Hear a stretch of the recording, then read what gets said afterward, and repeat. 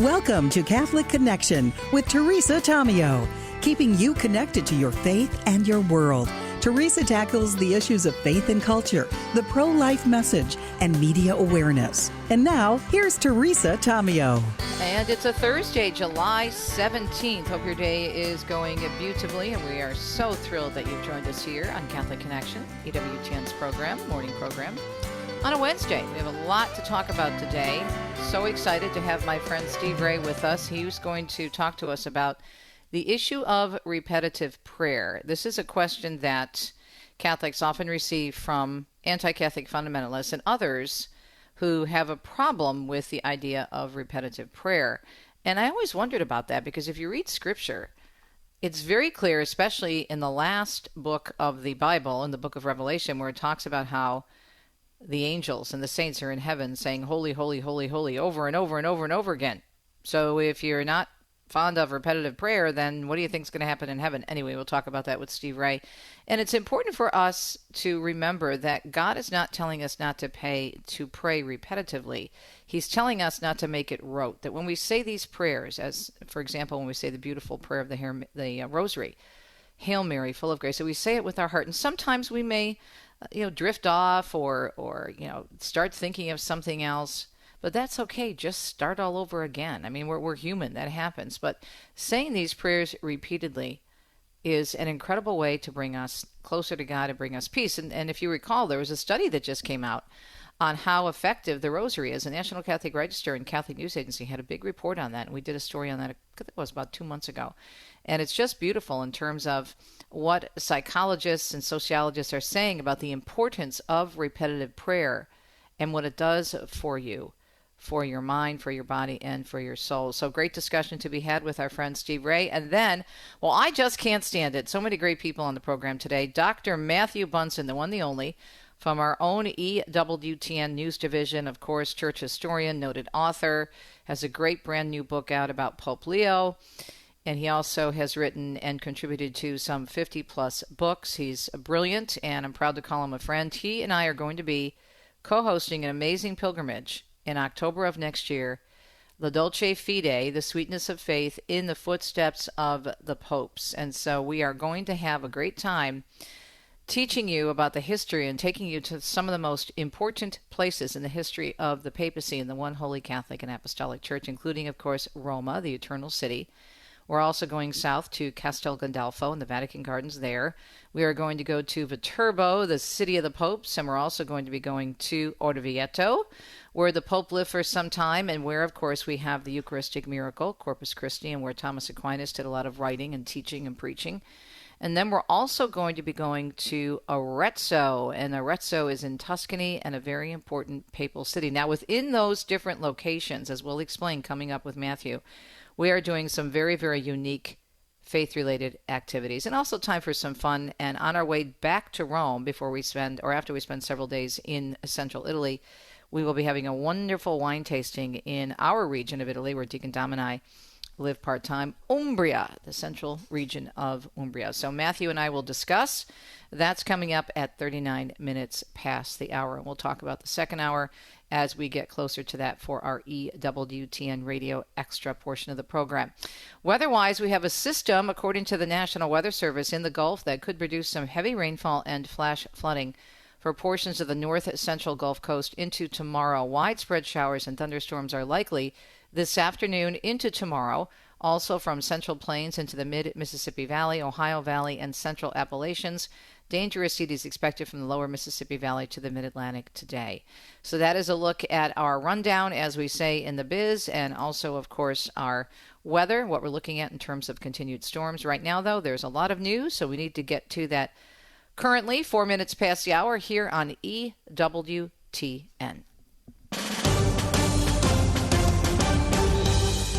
Vatican News is reporting the Holy Family Church, the only Catholic church in the Gaza Strip, was hit by a tank this morning, seriously hurting 4 people. Others reportedly wounded more lightly, including the parish priest, Father Gabriele Romanelli. Cardinal Pier Battista Pizzabella, Latin Patriarch of Jerusalem, telling Vatican News that 2 of the injured persons are at risk of death. The Cardinal also speaking with Vatican News about the developments today. Good morning. We don't have complete information about what happened in Gaza today because the communication in Gaza is not that simple in these days, mainly today.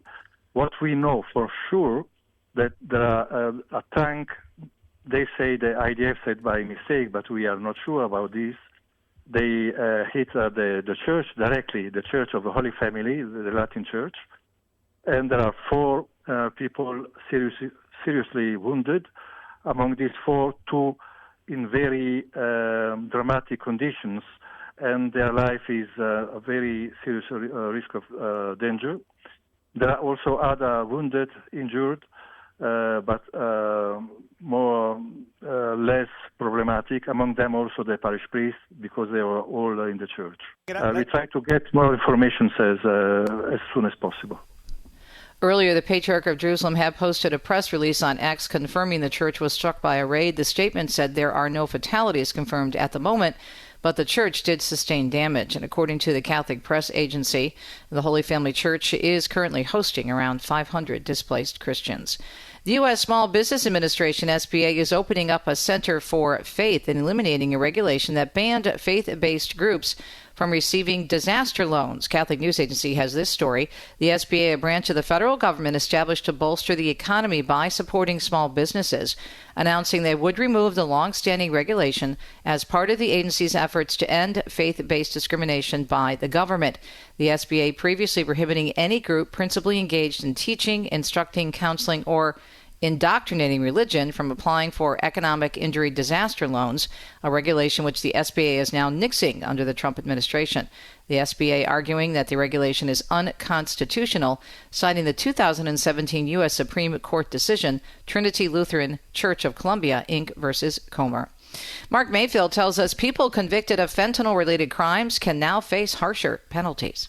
This after President Trump signed a bill Wednesday targeting fentanyl trafficking. And illicit drugs decimated American communities and left us with the largest law enforcement challenge in our country's history. Families impacted by the fentanyl crisis stood behind Trump at the White House bill signing ceremony. Trump said his administration has declared an all-out war against dealers and traffickers.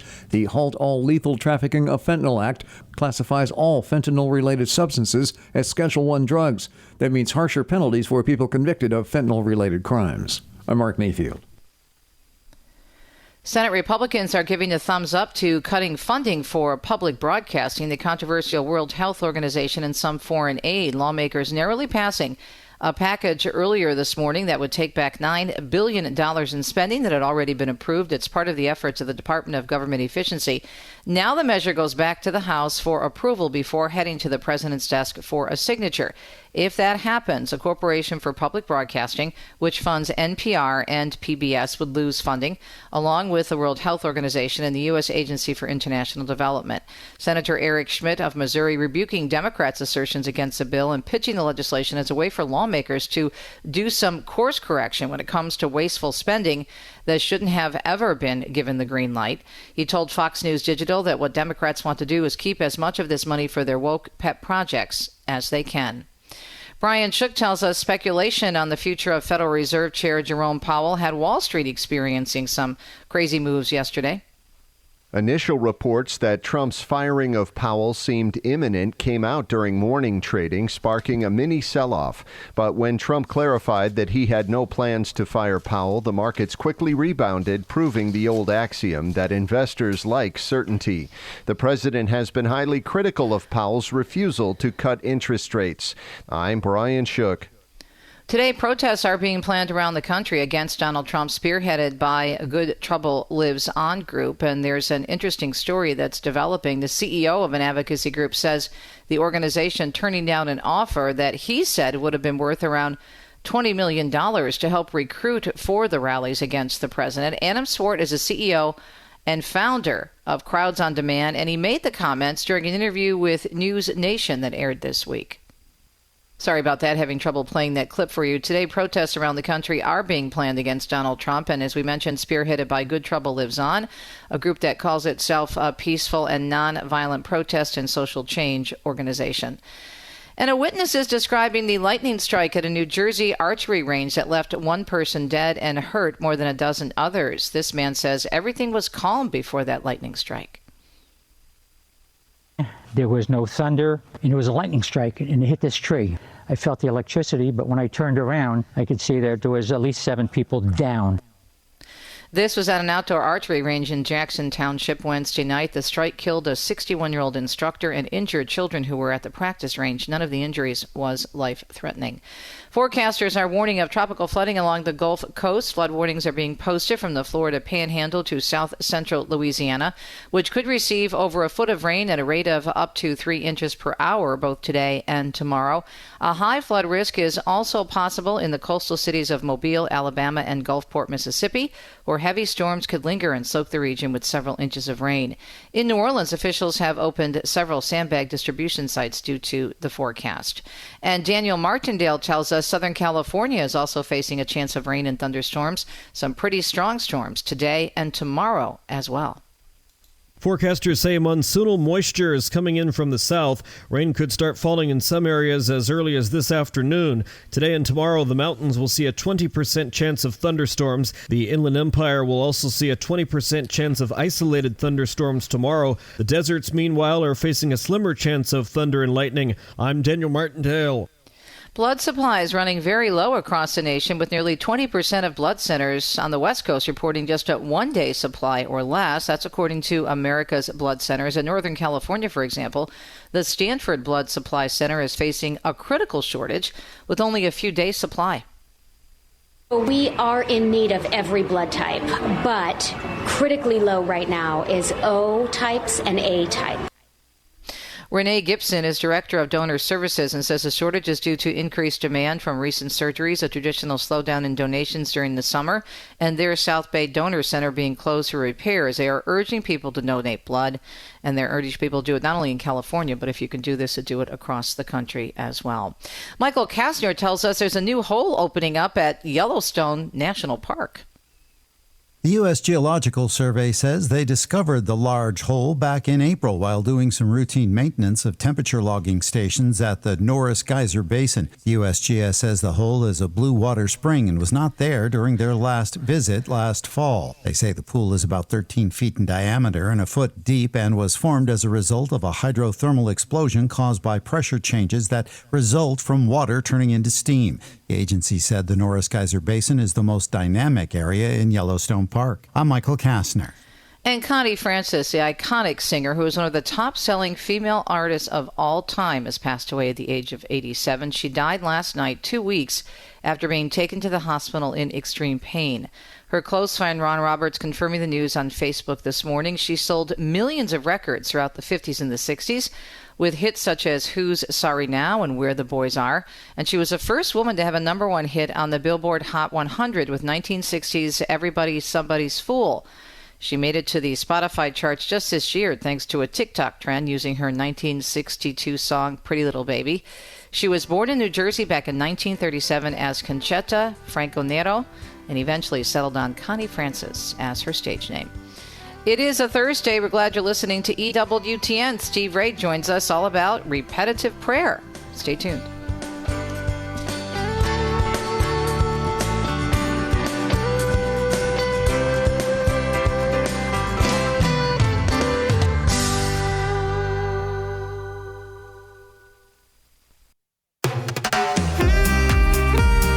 We're having a beautiful Thursday morning. Always great to catch up with our friend Steve Ray, author, speaker, convert, and fearless pilgrimage leader. His website is CatholicConvert.com. And Steve, you know, is a convert from Protestantism, more specifically the Baptist Church, and has some great insights in terms of witnessing and evangelization. You know, Steve, I love this topic because I can remember when Deacon Dom and I first came back to the church, and I worked at a non-Catholic station for about 2 years, the same station that Al worked, as you recall, before he came over to Ave Maria Radio and worked there, of course, for many, many years until we lost him way too soon last year from cancer. But I can remember people at that station coming up to me, and they weren't the Protestants, actually. They were the former Catholics who went into a anti-Catholic fundamentalist church, and they'd say, oh, you do all repetitive prayer. You're a heathen. And I used to wonder, well, wait a minute. I mean, I would go to evangelical events, for the station, or maybe even speak at some, different events for them. And they would spend at least 20, 30 minutes singing and doing beautiful praise and worship, but repeating the same verses over and over and over again as a form of prayer. And I'm like, well, wait a minute. This is, even though you're singing it, to sing, as St. Augustine said, is to pray twice. So, I mean, you are doing repetitive prayer. So I didn't get it. But they always go back to Matthew 6:7. But when you pray, don't use vain repetition as the heathens do, for they think they shall be heard for their much speaking. So let's talk about why this was such a sore point among Protestants. Thanks for joining us, by the way. Well, you're welcome. Glad to join you always, Teresa. Well, by the way, you were quoting from the King James Version of the Bible, because that's the only translation that uses the phrase vain repetition. And when I was a Baptist, I was raised in this whole fundamentalist culture, and we were very anti-Catholic, and we would always quote that Catholics pray vain repetitions. Right. And they pray memorized prayers. They don't pray from their own heart. They don't know how to pray. They just pray these memorized words, which they're not their own. And I remember when I became Catholic, realizing that back in those days, we were expected to kind of live in a shallow puddle of our own existence, is the way I put it, because we couldn't quote the prayers of others or the church or beautiful prayers and words and songs. We had to come up with our own stuff spontaneously, and it was like trying to splash in a little puddle. When I became a Catholic, it's like immersing myself in this beautiful, warm ocean of all these prayers and devotions, and they're not repetitive in a negative way, and they're not by rote, or I can make them my own. This is the beauty of it. Even when I read the Psalms, those are written prayers, but I can make them my own by reading them and meditating on them, and I can use those words as my own prayers. So I was always against Catholics. You guys are vain repetition. The problem here, Teresa, is that that's the King James Version. In a way, you can say it's old technology. That was translated in the 1611 with Old English. The real Greek word is that it's in that passage is only used one time, and it's the Greek word patologeo, and it doesn't mean repetition. The word defined by lexicons, Greek lexicons, is this: it means to stammer, to babble, to prattle, to utter meaningless sounds, utter purposeless words, or to speak incoherently. Very different from vain repetition. The word is only used one time in the New Testament. That's the only time Jesus ever used that word, or anybody else uses that word. And it doesn't mean repeating words. It means babbling, prattling, meaningless sounds.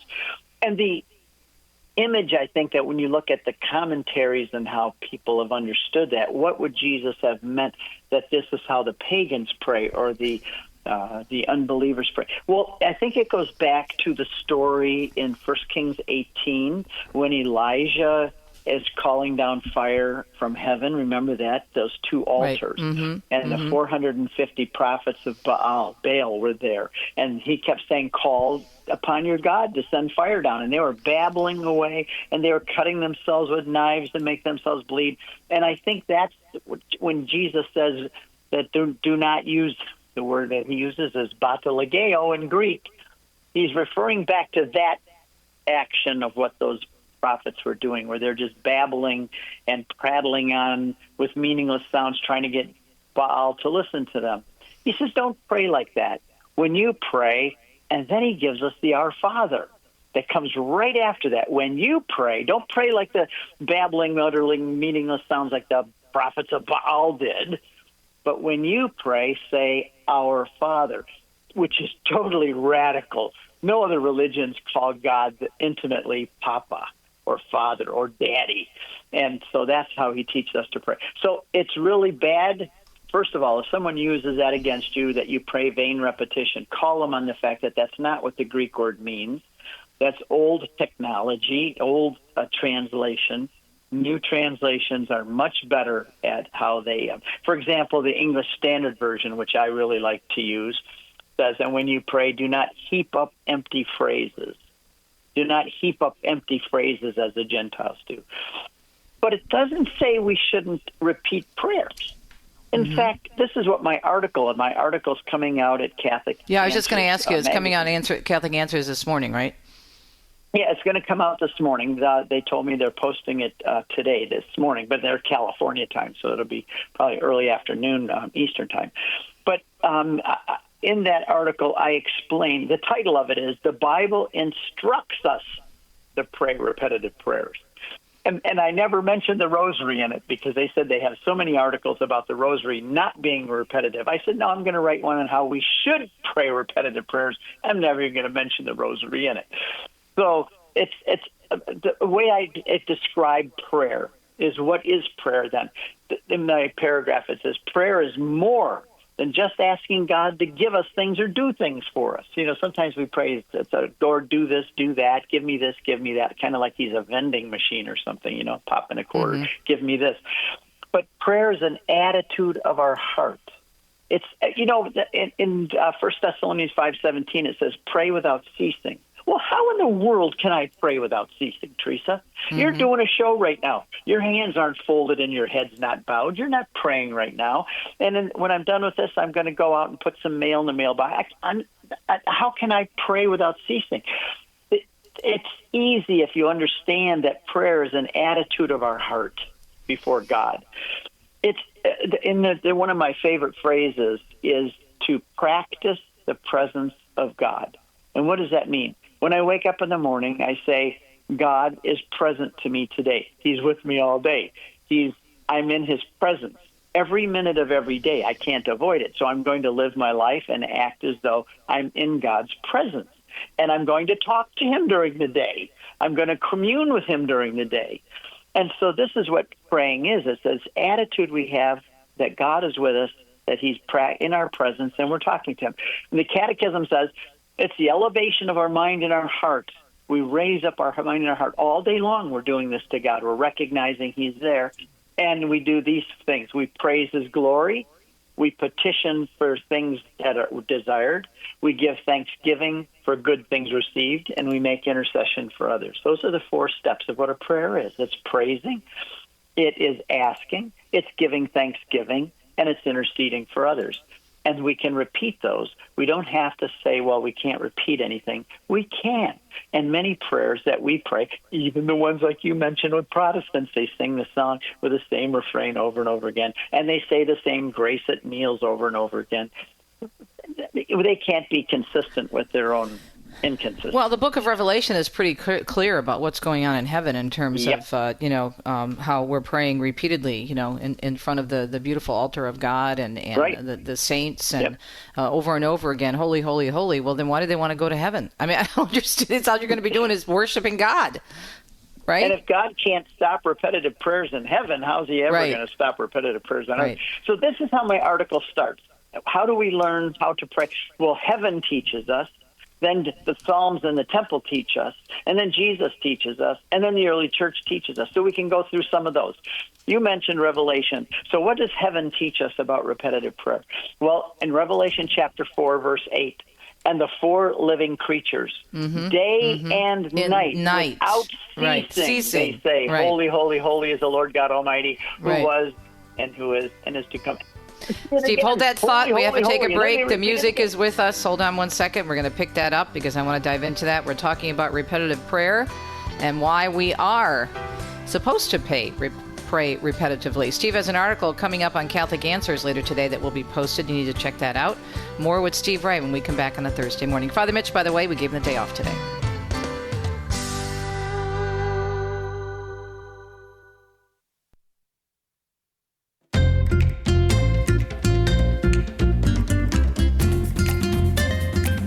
Hope you're having a beautiful Thursday morning. As we mentioned, I did forget to mention this at the top of the hour. Father Mitch Pacwa taking the day off today. We'll allow that.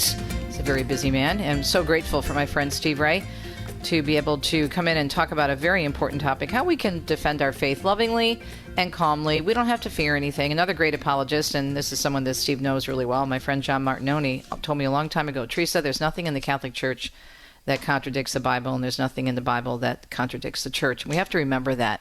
And if someone tries to challenge us, and we don't have to get nervous, Steve, and even if you don't know the answer right away, just, I don't believe that's correct, let me get back to you. But it's really very, very easy to defend the faith, and you don't have to get defensive about it. I always would just say to people, my response would be, now, I think the rosary is important, but I understand why Catholic Answers didn't want you to include that, because it gives people more evidence to share. But I do think the rosary is important to point out that it's right from Scripture, and that it's basically meditating on the life of Christ. And the two main prayers, right, Hail Mary and the Lord's Prayer, are right from Scripture and right from the Gospel. Yep. So what's the problem?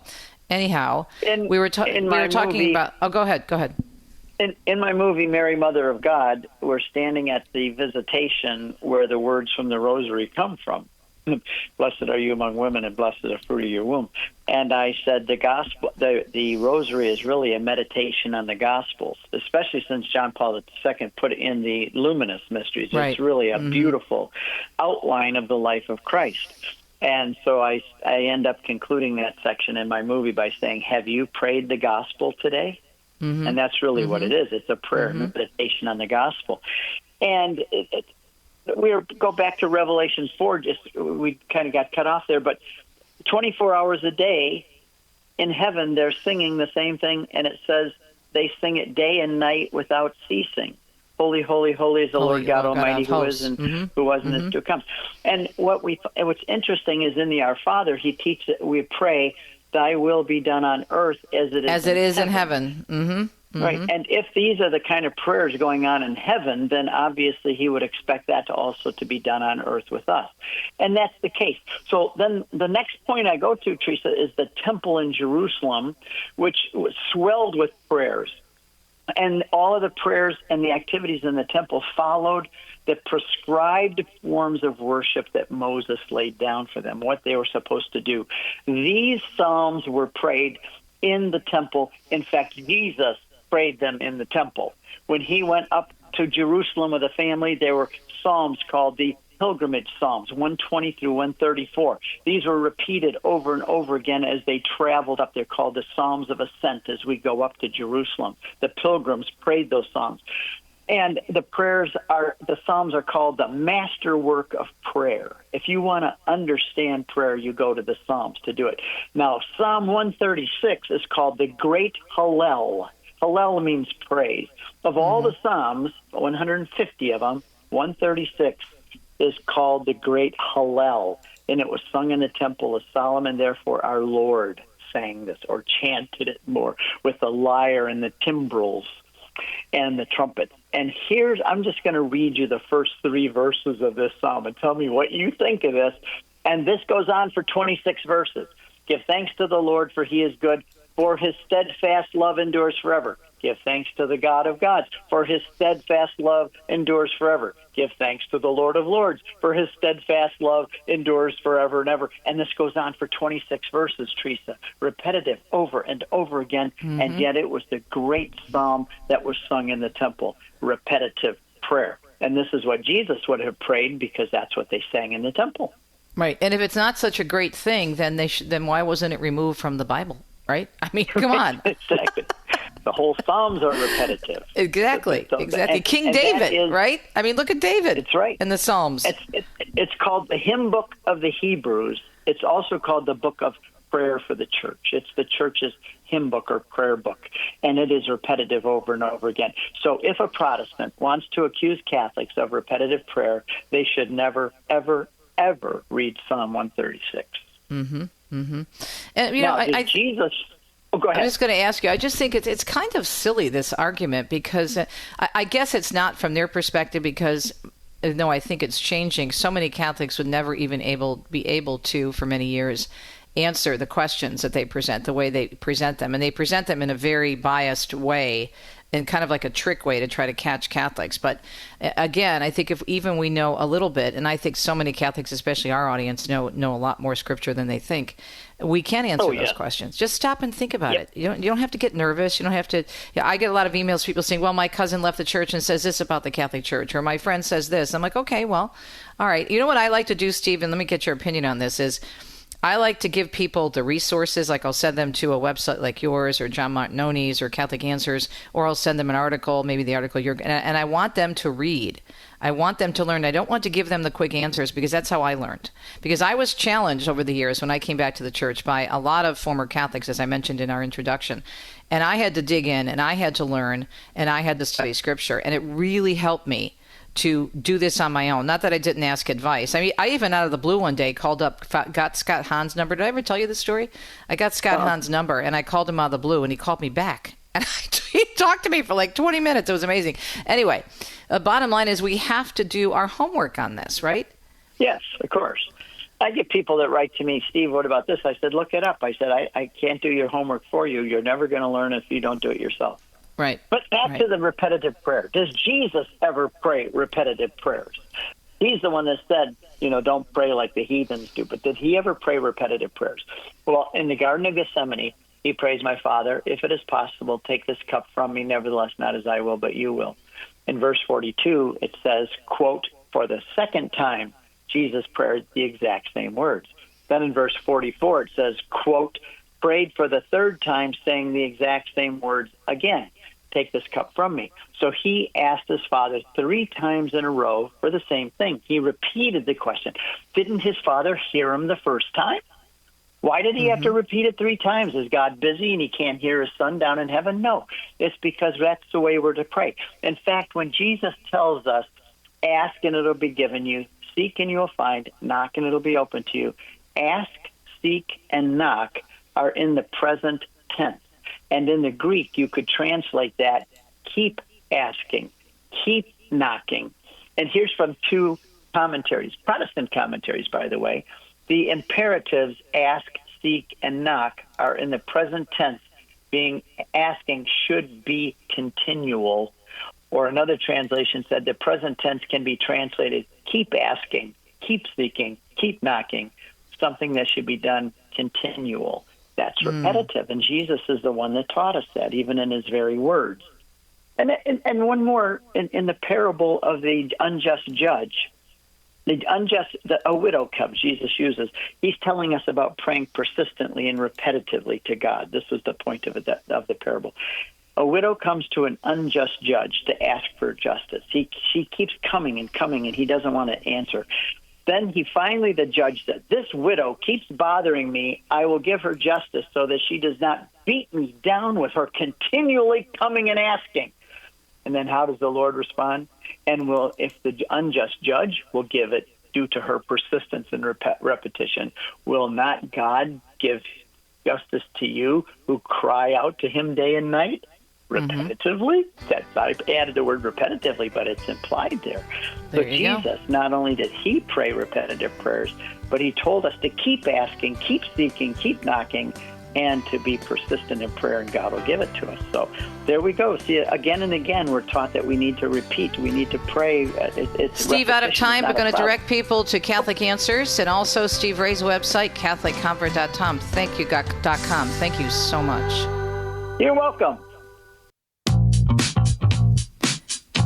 Well, I can't tell you how excited I am to join my friend and colleague at EWTN, the amazing Dr. Matthew Bunson, Vice President and Editorial Director of EWTN News, papal biographer, church historian, and just a wealth of information about all things Catholic and beyond. We're going to be doing a beautiful pilgrimage next October of 26, and we'd love for you to join us. It is just such a unique itinerary. Living La Dolce Fide, the sweetness of faith, in the footsteps of the popes, October 8th through the 16th, brought to you by, of course, Tees Italy and Corporate Travel and Dr. Bunson, October 8th through the 16th. And we are going to give you information on how to find it. I do have it on my Facebook page and on my website, and we can also give you more details as we move through the interview.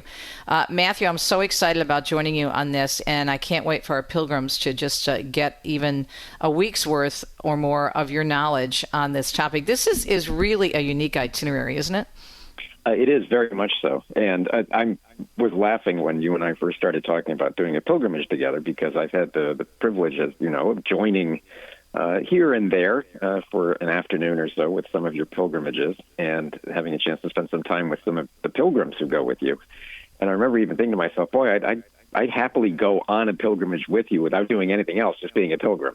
So to be able to, because you have so much fun, and the places you go are very, very special because you are such an expert on Italy. So to be able to do a pilgrimage with you and to spend time these days talking about such an important topic in the life of the Church of the popes, this is very special for me, and I'm very grateful that you invited me. Well, I'm honored because, I think the world of you. But I think the reason we have so much fun is because I am so excited about, I've been back in the church now, my husband and I, for over 30 years. And it's such a bottomless well in terms of the beauty, in terms of the saints, in terms of the teachings. And every time I turn around, there's something new that I learn or see in Italy, in a particular town. And so to have you there to be able to tap into your wisdom on the popes, especially with your book.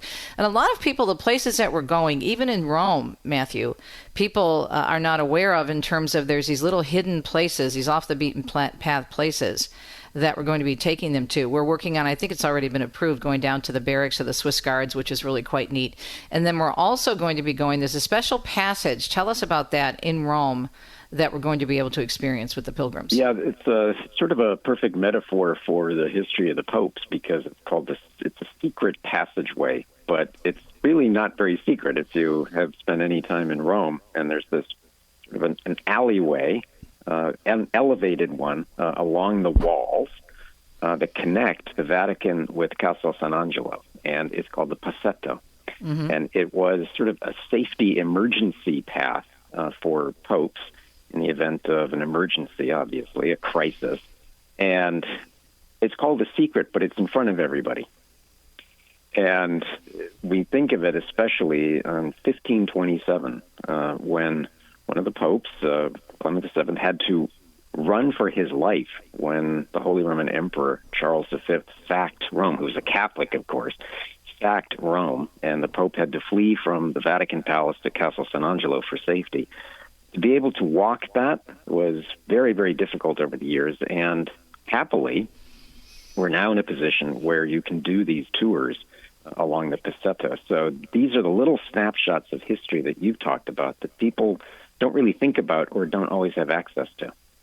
And also, after we land, we're going to be heading up to a town that is just so stunningly beautiful, and there's so much history there related to the popes. It's actually called the City of the Popes, and that's Viterbo in northern Lazio.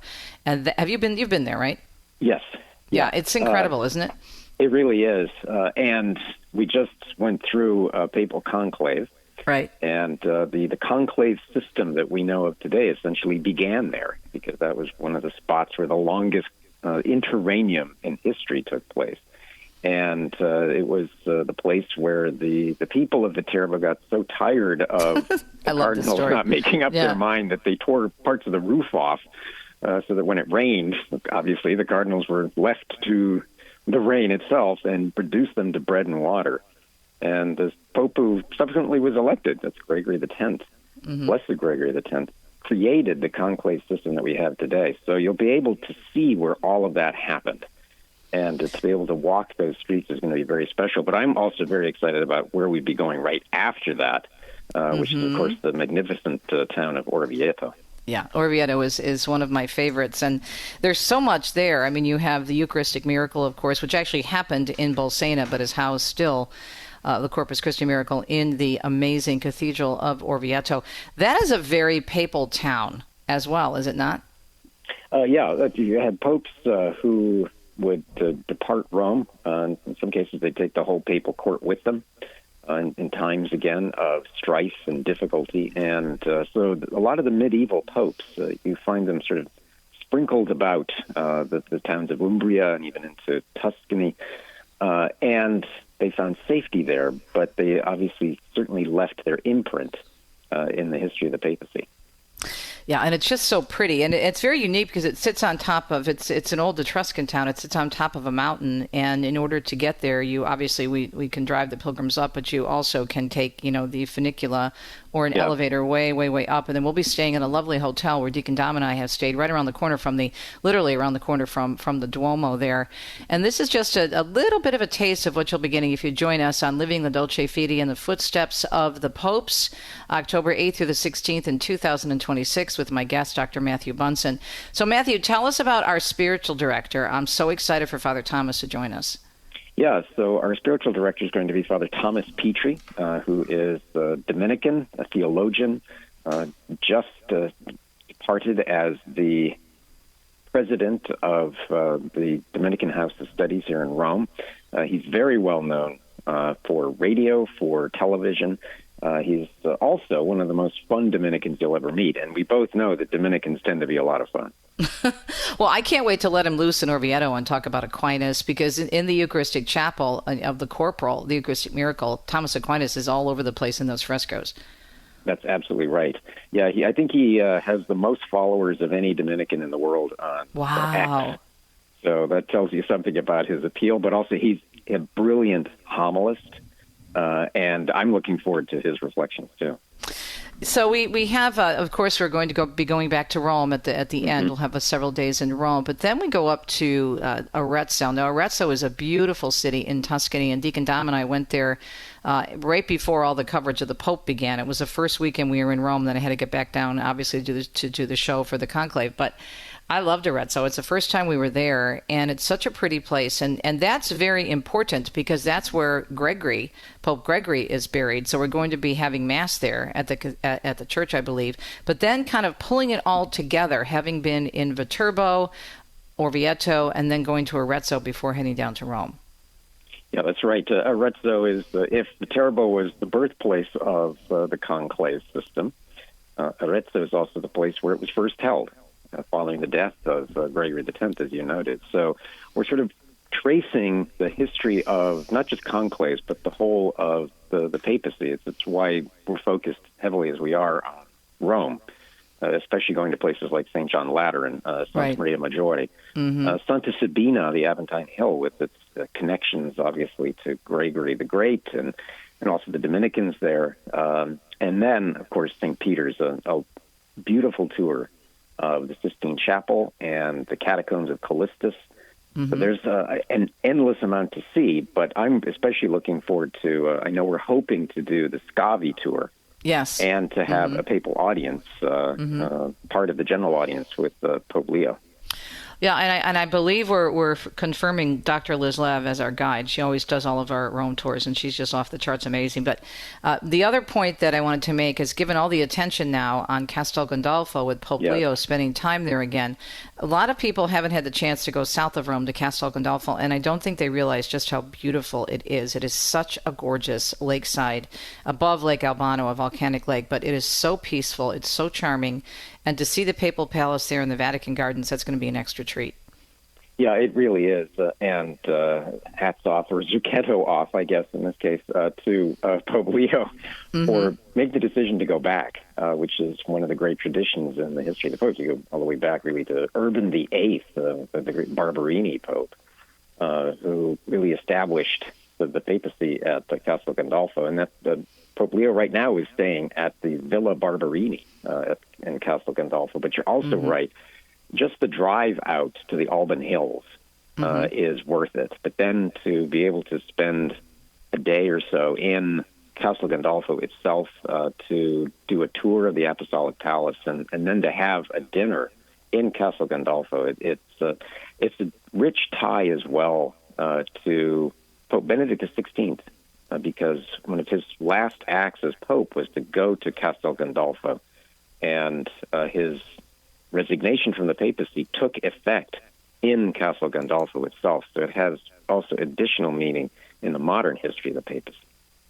Yeah, this is such a special itinerary, and I love it, because I'm always trying to get people to do things a little bit differently when they think about Italy, to think outside the box.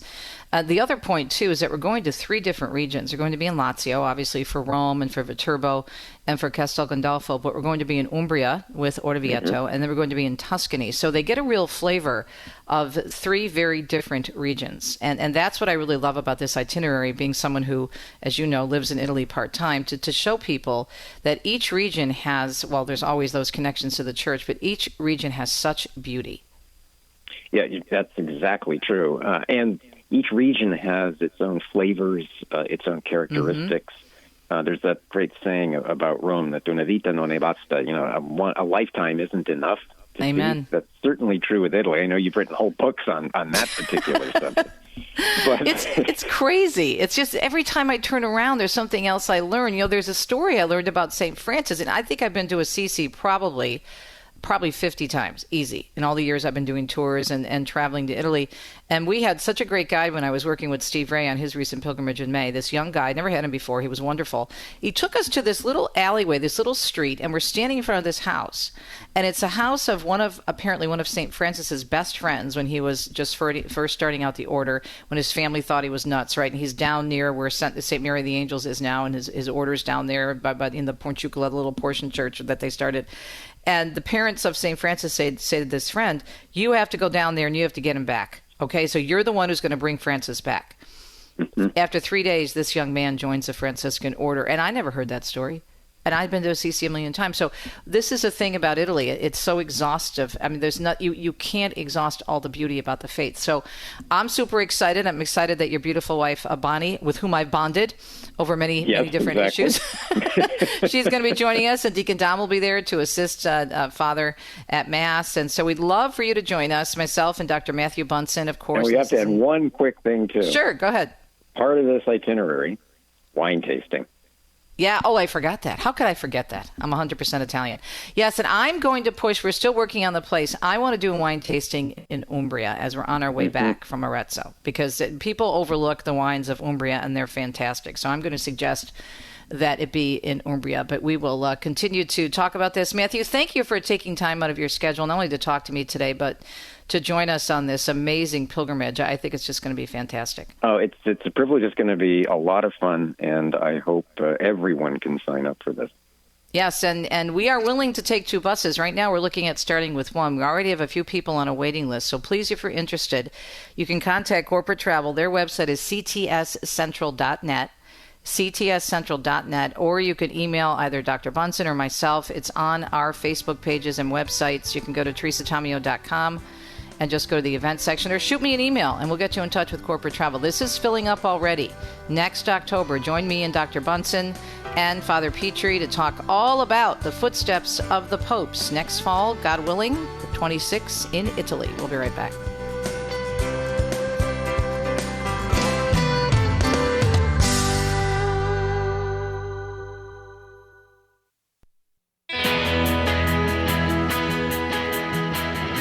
July 17th is a Thursday. Hope you're having a beautiful July so far. Summertime. Love this time of year. Hope you do too.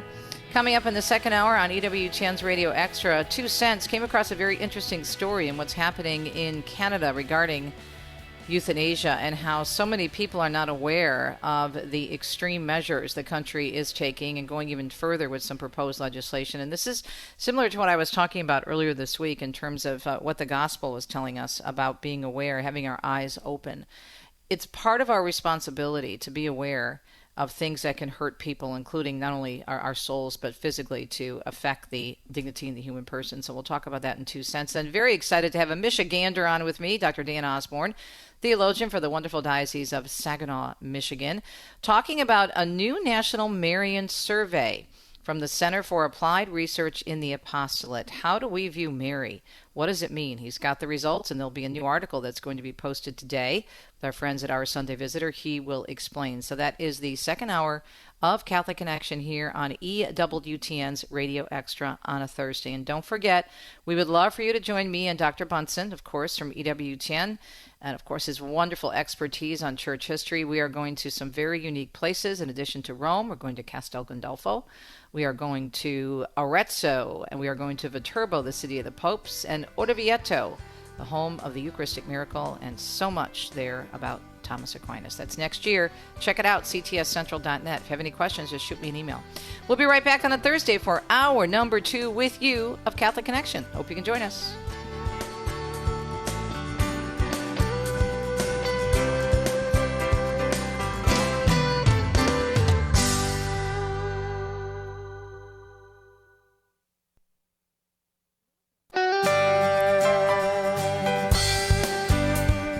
Welcome to Catholic Connection with Teresa Tomio, keeping you connected to your faith and your world.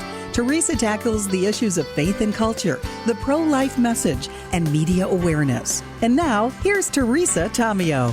Hope your Thursday is going beautifully. July 17th, 2025. Second hour of Catholic Connection here on EWTN Radio Extra.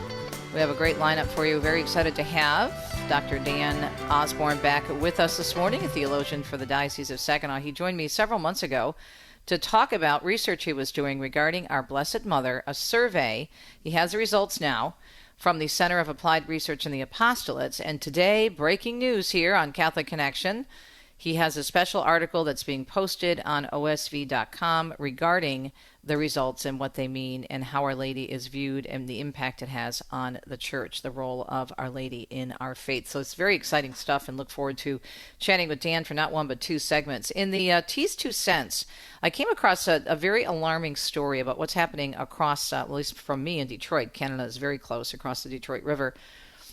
Very sad to see that a lot of Canadians are unaware of just how extreme their government is when it comes to euthanasia. And so I want to take a look at that and reminding us what Pope Leo talked to us about this past Sunday in his beautiful homily and reflection on the gospel of the Good Samaritan.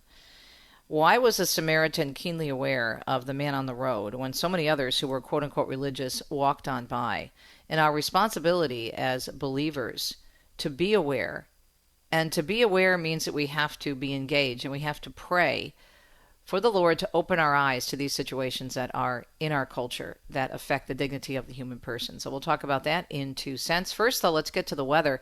The National Weather Service is telling us we have heavy rainfall along the central Gulf Coast, thunderstorms from the plains to the central Appalachians, and heat across the east. We have a system in the Gulf that could produce heavy rainfall and flash flooding for portions of the north central Gulf Coast. That's into Saturday. We have widespread showers and thunderstorms that are likely this afternoon into Friday from Central Plains into the mid-Mississippi Valley, Ohio Valley, and the Central Appalachians. And then we have dangerous heat expected from the lower Mississippi Valley to the Mid-Atlantic today. Also, I wanted to thank Dr. Matthew Bunson, who's a very, very busy fellow Catholic evangelizer. He joined me in the first hour of Catholic Connection this morning. If you missed it, you can go back, of course, and listen to our archives. But we were talking about a beautiful pilgrimage you're going to be doing, and that is coming up next October in 2026, in the footprints of the popes. And of course, Matthew is a church historian, a church expert, and he just released a beautiful book all about Pope Leo XIII, a portrait of our new pope. So a perfect person with whom to partner on this journey that we will take across Italy. 3 regions we'll be touching, including the region of Lazio, which of course is where Rome is located. We'll be going to Rome, the Eternal City. We'll be going to Castel Gandolfo, where the Pope is vacationing once again. We'll be going to Viterbo in northern Lazio, the city of the popes. Fantastic, beautiful medieval town with great papal history. Then up to my region of Umbria. We'll be going to Orvieto for the Eucharistic miracle and learn more about St. Thomas Aquinas and his writings and his work with the popes there to promote the Eucharist. And then up to Arezzo, another city strongly related to the Pope. So the first conclave was held after the debacle in Viterbo. We'll talk about that. And then we will have a wine tasting before spending time in Rome, and then, of course, wrapping up there. So that's coming up next October. If you'd like to join us, as I said, ctscentral.net is the website for corporate travel service. You can also email either myself or Dr. Bunson, and you can contact me through my website, teresatamio.com, or travelitalyexpert.com. We already have people signed up. We have about 10 people already that expressed interest. So first come, first serve. We will be open to 2 buses. Right now we're concentrating on 1. But if you are interested, again, ctscentral.net. Right now it's 4 minutes past the hour. It's a Thursday morning, July 17th. Let's get started with the news in the second hour here on EWTN Radio Extra. The Holy Family Church, the only Catholic church in the Gaza Strip, according to Vatican News, hit by a tank this morning, seriously hurting 4 people. Others were wounded more lightly, including the parish priest, Father Gabriele Romanelli. Cardinal Pier Battista Pizzaballa, the Latin Patriarch of Jerusalem, telling Vatican News that 2 of those who were hurt are in critical condition. He also talked a great deal with Vatican News about the situation, trying to find out the latest information as to what's happening there. Good morning. We don't have complete information about what happened in Gaza today. because the communication with Gaza is not that simple in these days, mainly today. What we know for sure that there are a tank, they say the IDF said by mistake, but we are not sure about this. They hit the church directly, the Church of the Holy Family, the Latin Church, and there are 4 people seriously wounded. Among these 4, 2 in very dramatic conditions, and their life is a very serious risk of danger. There are also other wounded, injured, but less problematic. Among them also the parish priest, because they were all in the church. We try to get more information as soon as possible. Earlier, he posted a press release on X confirming the church was struck by a raid. The statement said there are no fatalities at the moment, but the church had sustained damage. The Holy Family Church, by the way, currently hosting around 500 displaced Christians. The U.S. Small Business Administration is opening a Center for Faith and, as Catholic News Agency explains this morning, eliminating a regulation that banned faith-based groups from receiving disaster loans. The SBA, a branch of the federal government, established to bolster the economy by supporting small businesses, announcing they would remove the long-standing regulation as part of the agency's efforts to end faith-based discrimination by the government. The SBA previously prohibited any group principally engaged in teaching, instructing, counseling, or indoctrinating religion from applying for economic injury disaster loans, a regulation which the SBA is now nixing under the Trump administration. The SBA arguing the regulation is unconstitutional, citing the 2017 U.S. Supreme Court decision, Trinity Lutheran Church of Columbia versus Comer. Mark Mayfield tells us people convicted of fentanyl-related crimes can now face harsher penalties. This after President Trump signed a bill Wednesday targeting fentanyl trafficking. And illicit drugs decimated American communities and left us with the largest law enforcement challenge in our country's history. Families impacted by the fentanyl crisis stood behind Trump at the White House bill signing ceremony. Trump said his administration has declared an all-out war against dealers and traffickers. The Halt All Lethal Trafficking of Fentanyl Act classifies all fentanyl-related substances as Schedule I drugs. That means harsher penalties for people convicted of fentanyl-related crimes. I'm Mark Mayfield.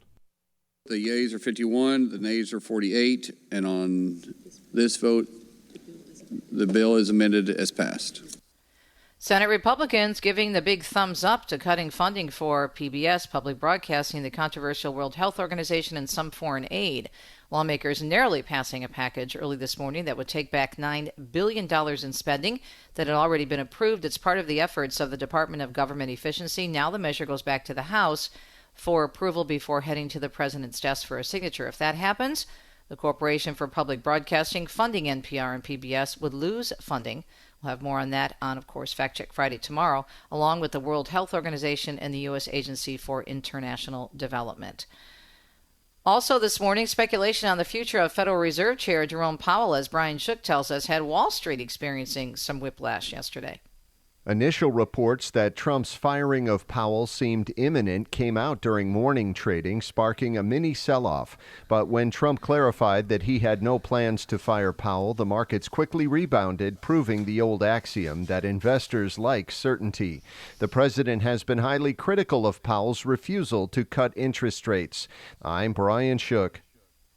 The CEO of an advocacy group in his organization said he turned down an offer that he said would have been worth around $20 million to help recruit for a national rally against President Donald Trump. Adam Stewart is CEO and founder of Crowds on Demand and made the comments during a News Nation interview that aired this week.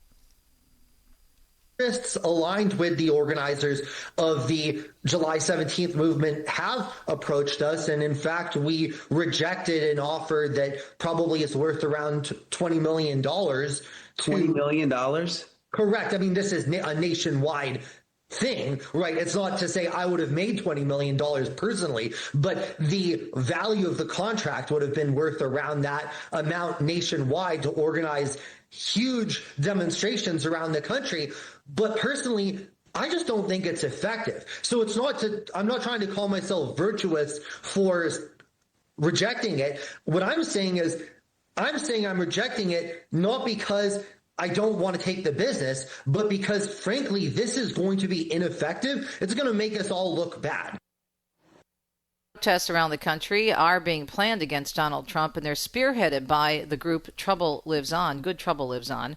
They call themselves a peaceful and nonviolent protest and social change organization. A witness is describing the lightning strike at a New Jersey archery range that left one person dead and injured more than a dozen others. This man says everything was calm before that lightning strike. No rain, there was no thunder, and it was a lightning strike, and it hit this tree. I felt the electricity, but when I turned around, I could see that there was at least 7 people down. This was at an archery range in Jackson Township Wednesday night. The strike killing a 61-year-old instructor and injuring children who were at the practice range. None of the injuries was life-threatening. Forecasters are warning of tropical flooding, as we mentioned in the weather forecast, along the Gulf Coast. Flood warnings are being posted from the Florida Panhandle to south central Louisiana, which could receive over a foot of rain at a rate of up to 3 inches per hour both today and tomorrow. A high flood risk is also possible in the coastal cities of Mobile, Alabama, and Gulfport, Mississippi. There, heavy storms could linger and soak the region with several inches of rain. In New Orleans, officials have opened several sandbag distribution sites due to the forecast.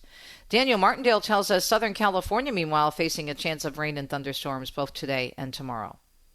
Forecasters say monsoonal moisture is coming in from the south. Rain could start falling in some areas as early as this afternoon. Today and tomorrow, the mountains will see a 20% chance of thunderstorms. The Inland Empire will also see a 20% chance of isolated thunderstorms tomorrow. The deserts, meanwhile, are facing a slimmer chance of thunder and lightning. I'm Daniel Martindale. Blood supplies running low across the nation, apparently, with nearly 20% of blood centers, for example, on the West Coast reporting just a one-day supply or less. That's according to America's Blood Centers. In Northern California, for example, at the Stanford Blood Center, they say they're facing a critical blood shortage with only a few days' supply. We are in need of every blood type, but critically low right now is O types and A types. That's Renee Gibson. She's a director of donor services and says the shortage is due to increased demand from recent surgeries, a traditional slowdown in donations during the summer, and their South Bay Donor Center being closed for repairs. They're urging people to donate blood. You can visit the Stanford Blood Center's website to find a donation location if you're in that part of the country. And Michael Kastner tells us there's a new hole that's opened up at Yellowstone National Park. The U.S. Geological Survey says they discovered the large hole back in April while doing some routine maintenance of temperature logging stations at the Norris Geyser Basin. USGS says the hole is a blue water spring and was not there during their last visit last fall. They say the pool is about 13 feet in diameter and a foot deep and was formed as a result of a hydrothermal explosion caused by pressure changes that result from water turning into steam. The agency said the Norris Geyser Basin is the most dynamic area in Yellowstone Park. I'm Michael Kastner. And Connie Francis, the iconic singer who is one of the top-selling female artists of all time, has passed away at the age of 87. She died last night, 2 weeks after being taken to the hospital in extreme pain. She sold millions of records through the 50s and the 60s with hits like Who's Sorry Now and Where the Boys Are, and was the first woman to have a #1 hit on the Billboard Hot 100 with 1960's Everybody Is Somebody's Fool. It is a Thursday morning, July 17th, 2025. More Catholic Connection coming your way. Stay tuned.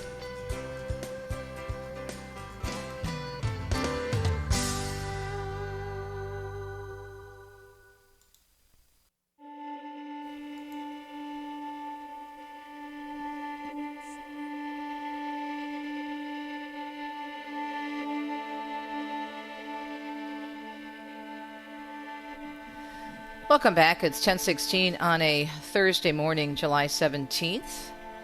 It's a story that was very troubling to me, not surprising, but troubling to me when I read about what was happening across the river from me in Canada. We live in the Detroit area, so Canada is very close to us. And in some ways, Windsor, which is a lovely town right across the river from downtown Detroit, is often considered a suburb because the transportation back and forth is so easy, whether you go through the Windsor Tunnel or go over the Ambassador Bridge or go up to, let's say, the Port Huron area in Michigan, the Thumb area, go across on the Blue Water Bridge to lovely Sarnia. And so there's a lot of back and forth between Canada and Michigan in this part of the country. And so news of Canada and things that are happening there is quite prominent here in this part of the Midwest. But there's a story that came across in the Christian Daily Newswire says many Canadians remain ignorant of expansion and euthanasia laws.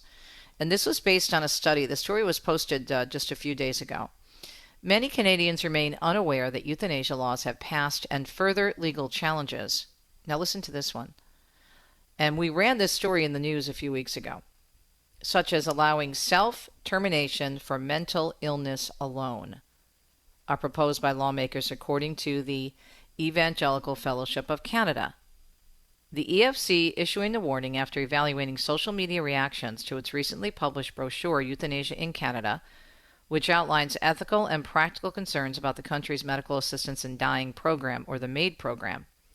The organization, which opposes euthanasia and is very concerned about the realities of its implementation in the country, said online responses to the resource revealed significant gaps in public awareness. Many of the comments we've seen on social media have confirmed another one of our concerns, that many Canadians are not aware of how the new euthanasia law has already been expanded and that more changes have been proposed. Now, a little background for you. Legislation passed in 2021 and paved the way for allowing euthanasia solely on the basis of mental illness. According to the EFC, this marked a significant expansion of MAID eligibility to include individuals with a serious illness, disease, or disability, even if their natural death is not reasonably foreseeable. Currently, individuals with mental illness as their sole condition are not eligible, but this is set to change in March of 2027 unless Canadian lawmakers delay or repeal the legislation. The EFC has previously submitted arguments to the Special Joint Committee on Medical Assistance in Dying as to why Canada should reject any notion of allowing MAID for mental illness. The evangelical organization cited Canadian Institute for Health data showing that 1 in 10 Canadians wait more than 5 months for counseling services, and highlighted other data of which citizens may be unaware. Legal requirements also state that for people seeking euthanasia, for those who are not otherwise dying, require only a 3-month assessment period from the initial appointment to the day the patient's life is ended. Recommendations concerning mature minors were also put forth by the Special Joint Committee on Medical Assistance in Dying in its report entitled Medical Assistance in Dying: Choices for Canadians. According to the EFC, the committee recommended the Government of Canada amend the eligibility criteria set out to include in the criminal code to include minors deemed to have the requisite decision-making capacity upon assessment. Minors. Another recommendation, the Government of Canada restrict MAID for mature minors to those whose natural death is reasonably foreseeable. That the Government of Canada establish a requirement that where appropriate, the parents of guardians of a mature minor could be consulted in the course of the assessment, but that the will of a minor who is found to have the requisite decision-making capacity ultimately take priority. The EFC pointed out the committee's recommendations are not binding on the Canadian government. There is no legislation to make mature minors eligible yet, but it has been raised and is being promoted by some groups. The EFC is very concerned this has been proposed by a parliamentary committee. And the other big concern is that people are not aware of this, or not aware of enough of this. And this organization, this Christian organization, is urging Canadians who are concerned about the expansion of MAID laws to contact their local members of parliament and voice their concerns. It will take all of us working together to bring about change. Share your concerns and this information with your family and friends. So this brings us back to this whole issue that we discussed on Sunday during the gospel. And if you went to Mass, hopefully you heard a good homily on this, and maybe you had a chance to hear or see or read what Pope Leo said about the Good Samaritan and what the responsibility is for us. And this ties directly again into this story. We need to be aware of who is our brother. Okay? Who's our neighbor? And this is a question that I talked about that was raised by my associate pastor in his wonderful homily on Sunday. That Jesus turns the question from the man of the law, turns the question on its head, because the man of the law wants to know, who's my neighbor? Of whom, about whom am I supposed to be worried and concerned? And so this man wanted a list. Didn't want to work too hard at it. Just tell me. Tell me whom I'm supposed to help, and then I can put it in a nice little box and make sure I go to heaven. But the responsibility Jesus puts on us, because it is work to keep your eyes open, to keep your ears open, to keep your heart open, and to be aware of the issues that affect us, especially when it comes to the dignity of the human person. For example, the Good Samaritan being aware that a fellow human being was on the road, beaten, bloodied, bruised, and needed help. And so he helps him because he's aware. Whereas the other two people who were religious, had titles, just walked on by as if the man didn't even exist. And it's an analogy for us for sometimes the way we live our lives, walking on by, not paying attention, getting busy. Now, I know we can't be consuming news all the time. And as a matter of fact, many of my books are about limiting our media intake. But that doesn't mean we limit our intake of awareness of the human condition. And unless we are aware of what our government is trying to do to us on any different occasion, whether it's Canada, whether it's the U.S., whether it's Great Britain, I don't care where it is. The Catechism of the Catholic Church tells us we need to be involved in terms of helping one another.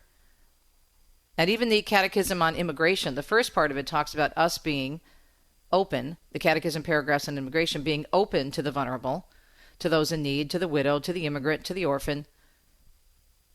But the second part of that also requires the people who are coming into this country, and this is often not taught, unfortunately, to be responsible and to follow the law, and that a country has a right to protect itself. That's a topic for another day. But my point is that church teaching is very clear that we have to be aware of what's going on and be willing to speak up and make a difference. So this is obviously a big concern in Canada, and to me, it sounds like, you always follow the money.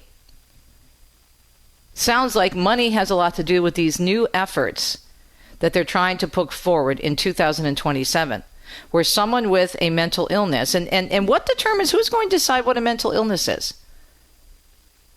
We know all the problems that they've had in various states and in various countries where they have legalized so-called assisted suicide. Similar to what we've seen happen with the transgender agenda and these so-called reassignment surgeries, where they promised and even put into various laws that there would be psychological examinations, there would be counseling, they would make sure and get to the bottom of the issue to see whether this person, this child, especially in the case of a minor, had just come forward because of a trauma in their life, maybe abuse or something else with which they were struggling. Now, did you notice in the article where it says that people in Canada can be waiting months for mental health assistance, for counseling, for other support?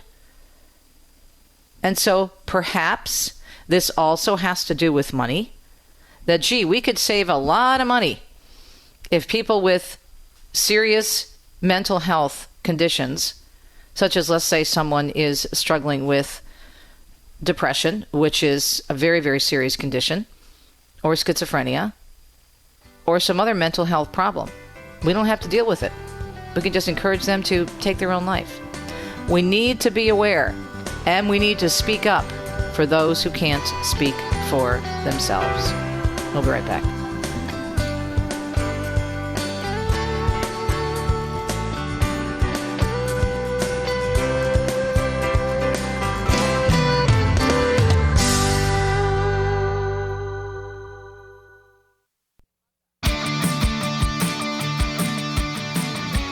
Listen to your mother.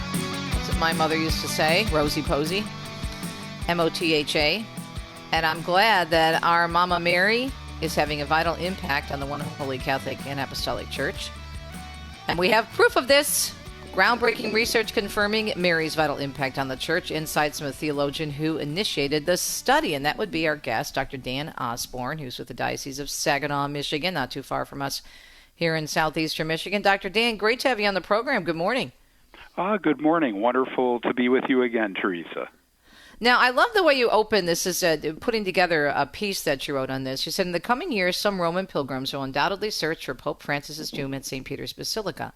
only to learn that in accord with the Holy Father's wishes, his mortal remains are actually located in St. Mary Majors. The relic of the manger where Mary placed her newborn son is also housed here, as is a work of art which Pope Francis prayed before 126 times over the 12 years of his papacy, the icon of Mary, protectress of the Roman people. This is a great way for us to think about this, because Mary and St. Mary Major is such an amazing church. It's one of the major basilicas, and of course people going there for the Jubilee year will walk through the doors for the indulgence. But the fact that, as you point out, that the Pope wanted to be buried there indicates, I think, the influence of Mary on not only Pope Francis, but so many of our popes, right, Dan? Yes, he was definitely building on the Marian legacy of his predecessors, and he's the first pope since 1669 who requested that his mortal remains be entombed at St. Mary Majors, and I found that spoke volumes about his appreciation for the Marian dimension of the church. All right, so the Center for Applied Research in the Apostolate, CARA, released this report in which you were very involved. And this is an idea for the actual project that came to you a while ago. And I remember you explaining it to us when you were first on this program. But remind our listeners as to why you wanted to do this. Well, I go back to November 30th, 2023. Pope Francis met with members of the International Theological Commission, and he asked theologians to really explore with fresh vigor the Marian dimension of the church, and that touched me because that happened to be a topic of my thesis work when I studied at the Angelicum in Rome.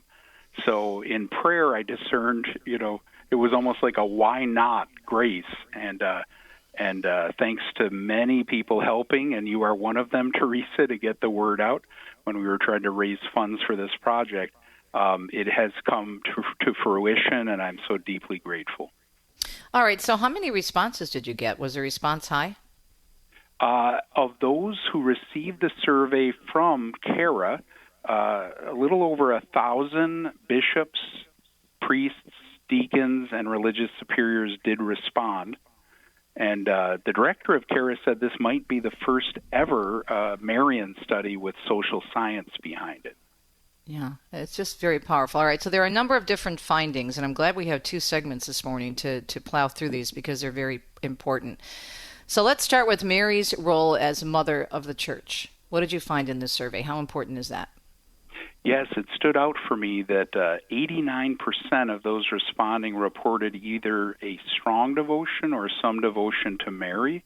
So we really sense her maternal presence just by those statistics that the survey uncovered.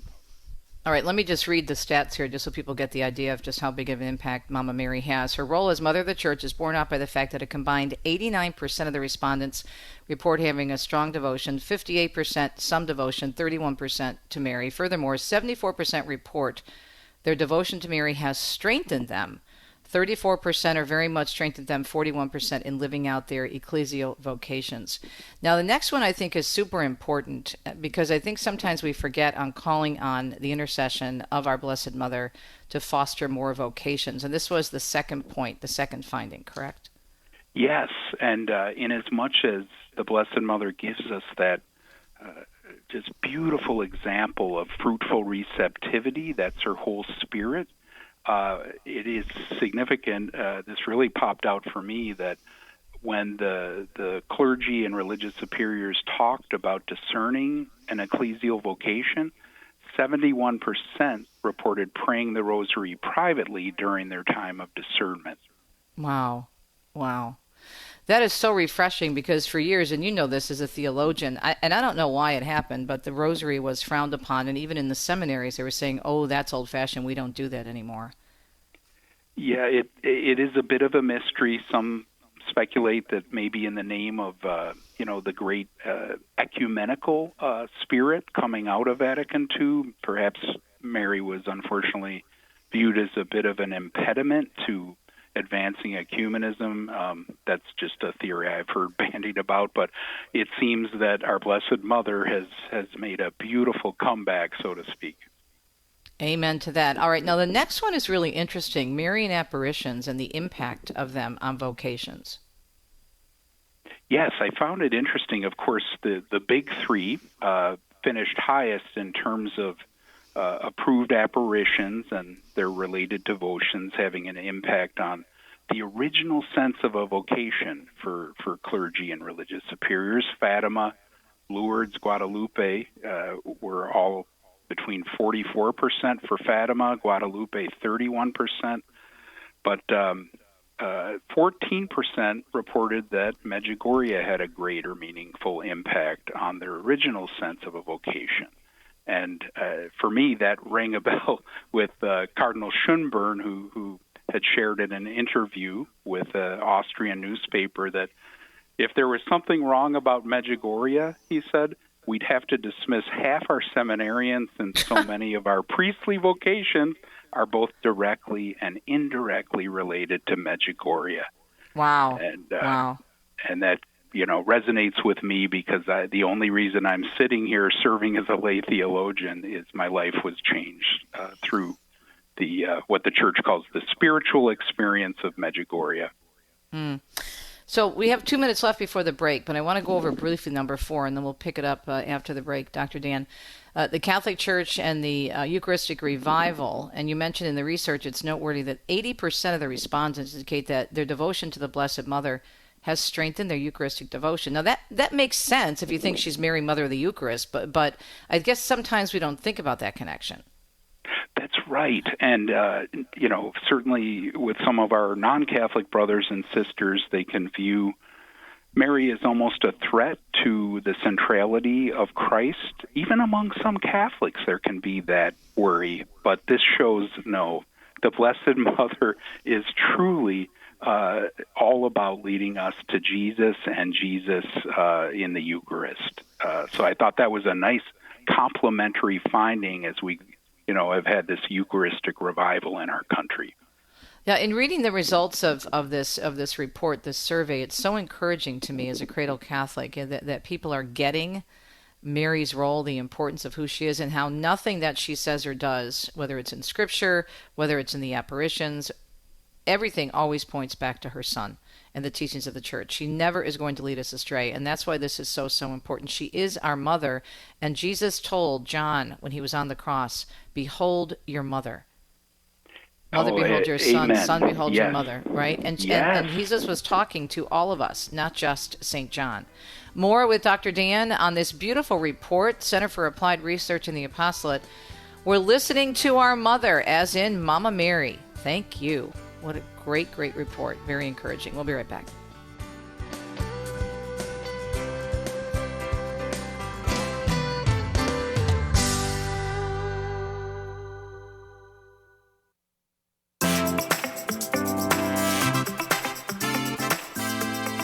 Continuing our conversation on a beautiful topic, our beautiful Blessed Mother, Our Lady of Grace, our Queen of Heaven. Dr. Dan Osborn is a theologian for the Diocese of Saginaw, and we have the information is in. We have the results, and it's a beautiful Marian survey, and very, very encouraging about the impact, the strong impact our sweet dear Mama Mary has on our one holy Catholic and Apostolic Church. Dan, before we get back to the summaries, because you have a number of different points that we're going to continue to go through, if you could tell us, first of all, where people can get the results, because I think this is something, and I'd love your thoughts on this, this is something we could take to prayer, and maybe while doing the rosary, maybe read that and pray about Mary's role in the church, and how are we praying for vocations? How are we looking at the apparitions in terms of, are we taking them seriously? Are we studying them? What do you think? Yes, the taking this to prayer, and that the results of the survey might even, bear good fruit, especially with our leadership in the church and at seminaries, to perhaps emphasize more, and also promoting vocations. Our Blessed Mother is key in all these things. And the full report actually can be found at the CARA website. So it's cara.georgetown.edu. Again, cara.georgetown.edu.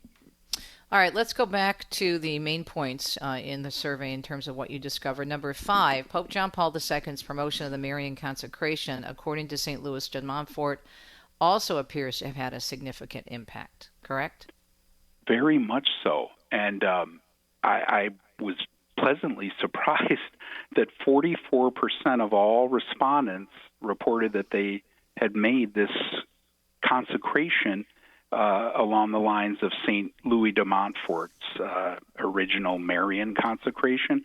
Of course, this was the book that St. John Paul II said was on his bedside table, True Devotion to Mary, that provides us with the roadmap for making this consecration. And God bless Father Michael Gately for giving kind of an updated version of this in 33 Days to Morning Glory. Yeah.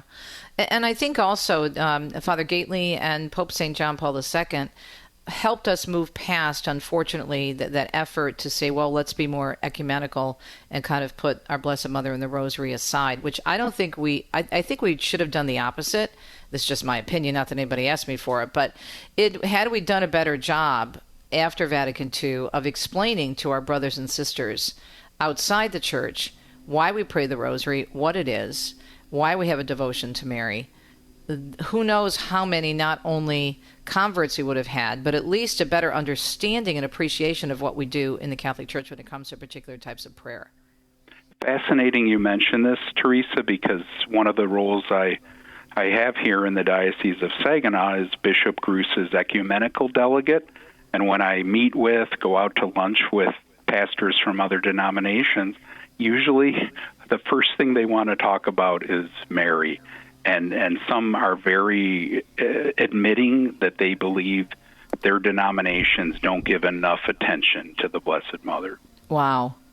Now, will you be able to share this, or have you shared this information with those Protestant pastors with whom you meet? Not yet. It's so fresh when I'll look forward to doing that. I think that would be a great resource to give them, especially those who are realizing that of Mary's important role in the life of Christ and the overall church. All right, number 6 on the hit parade. Just as Mary's presence in the upper room during the 9 days before Pentecost was very important to the first bishops of the church, the apostles, so today the bishops of the U.S. rely greatly on Mary's maternal presence in their lives. So this, to me, is extremely encouraging. That number is pretty high, right? It is an amazing 96% of the bishops responding to the survey reported that they have either a strong devotion or at least some devotion to Mary. So it is a very encouraging sign that our bishops rely on Mother Mary, and even in their ministry, 84% reported that they turn to Mary for spiritual assistance. And given the huge burdens on the shoulders of our bishops, that Mama is right there at their side is a great consolation. Yeah. The next point that you make in this report or survey is that the Blessed Mother has a major role, and I think this is beautiful, especially considering that Mary is often, as we've been discussing, sometimes a hindrance, or it kind of holds people back from converting and coming back, or either coming back into communion with the one Holy Catholic and Apostolic Church. And conversions and reversions, she's very involved in those. Very much so. And 71% reported, those who had conversions or reversions, that devotion to Mary had an impact on their decision either to join the church or return to their Catholic faith. Do they get more specific as to what it was about Mary? Did they read about her? Did they hear about the Rosary? Do you know? Is there any more information on that? I don't believe there was a subcategory, but that would be intriguing. Maybe in a survey in the future to get more into this fascinating finding. This one surprised me, Teresa. Yeah, I was going to say, too, it surprises me as well, because every convert, not every, I'm generalizing too much, but so many converts with whom I speak tell me that Mary was a big stumbling block. And that until they actually at some points they just say, well, if I am accepting all the teachings of the church on the Eucharist and everything else and all the sacraments and what the church teaches on marriage and life, and then I have to just trust. They weren't there yet, but they still came into the church. So it's still at some point, even if people are converting or reverting, they're still trying to get over that stumbling block of thinking that Mary somehow is taking away from Jesus. So it would be really neat to find out what was it that brought that Mary did. Yes, exactly. And, that's beautifully outlined in the classic Rome Sweet Home by Scott Hahn, how big of an issue, when he was moving toward the Catholic faith, the Mary issue was huge for his wife, Kimberly. Right. All right. Now, the next one is really important and powerful. The Marian survey makes it clear, the results, that there's a need for stronger Mariological formation in seminaries, in religious institutions, and in permanent diaconate formation programs. And I can speak to that in permanent diaconate formation programs because I went through formation with my husband, Deacon Don, who's been a deacon now for almost 13 years. Almost half of respondents report that their studies were weak. Diaconate directors, 64% of them, and permanent deacons, 54%, top the list of those who consider their studies in Mariology to be lacking. Wow. That's disappointing. Right. And hopefully this can be a springboard to strengthen Mariological formation across the board. It dovetails with a study that Dr. Festigi from Sacred Heart Seminary in Detroit had done a few years ago, where he just one by one went through all the seminaries in our country, and his findings were exactly this, that there's quite a lack of Mariological studies, even in our seminaries. Did he find out why? Were there reasons as to why? Is it based on what we said earlier about coming out of Vatican II? He did not share with me his own perspectives on that, but he did mention this to me as a point of not just concern, but an opportunity to take a fresh look at Mariology in our formation of clergy and religious. Well, let me ask you, Dan, how do you hope that, because this is great information, this is very interesting and so important in terms of our understanding of the role of the Blessed Mother in the Church and how people view Mary across the board in the Church. How do you hope this information will be used? What are I know you said you're going to be using it in your role as an ecumenical leader in the Diocese of Saginaw, but how else can we use this information, do you think? Yes, when you mentioned about praying around this survey, the results of the survey, I think if the prayer could be, if I can humbly ask, that this really help the Church take a pause, bishops, pastors, religious superiors, deacon directors, and just to prayerfully consider how might we, build on these findings. Mary is so key in the life of the Church. How in my particular diocese, my particular formation program, my seminary, how might we really honor her and strengthen the Mary element? How do we get this out there to tell people about the results of this survey from Kara? Well, thankfully, it's getting now attention in the press, the Catholic media, and I'm hoping to send it also to some key leadership people in the Church as well. All right, let's look at the Rosary. This is number 9, and we have 3 more after this, and I want to make sure we get through all of them. So the Rosary continues to hold a place of great importance in the devotional life of Catholic leadership. And this is another very strong number in terms of how many people are praying the Rosary. Yes, 80% of bishops reporting said that they pray the Rosary privately, and 77% of diocesan priests said the same. So that's a lot of power with our Catholic leadership in our country. Praise God.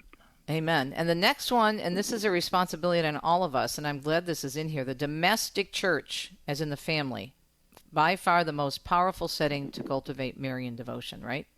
That's right. 79% of respondents said that it was in the home where they really received their love of Mary and devotion to Mary. There you go, moms and dads. Pray that rosary with your kids. That's very, very important. All right, number 11. In discerning a vocation to a particular religious community or diocese, religious priests and women major superiors topped the list of those who say that Marian dimension of the community they joined was significant or very significant. That's interesting. yes, again, the synergy between the Marian spirit and openness to God's call. Pope Benedict XVI loved the image of Mary as the holy soil, that receptive, fruitful ground for the seed of the divine word to take root and come to fruition. So this really shows that, for those called to a religious vocation, the Marian dimension is key. And you say in terms of the summary that you gave us here to discuss this morning that you're hoping that the research project, the Marian Research Project, is well received not only by clergy, correct, but by the rest of us in the church. Yes, that to realize how, and this really comes from the Swiss theologian Hans Urs von Balthasar, that there's a priority in terms of the Marian dimension as opposed to what's called the Petrine, the St. Peter dimension, which is about, governance, structures, discipline, and all of that. But what struck me is whereas the St. Peter aspect of the church is understandably committed to, unity, sometimes uniformity, the variety we see, like a magnificent garden when it comes to the Marian dimension. When the respondents, gave the different Marian titles, works of art, literature, Marian devotions, it was just an incredible array of variety and just more like a garden. I think this is so beautiful, and I think it's so helpful, and it could be used in so many different ways. And I would love to see this shared in OCIA classes too, Dan, for those coming into the church. And I think this would be super important to help people understand the importance and the role of Mary. Thank you for doing this. I know you worked very hard on this. We appreciate you, and we will put the resource out there. Again, Mama Mary, listen to your mother, as in our Blessed Mother, Queen of the Church. Mary, Mother of the Eucharist, pray for us. She's there. We just have to call on her intercession. We'll be right back.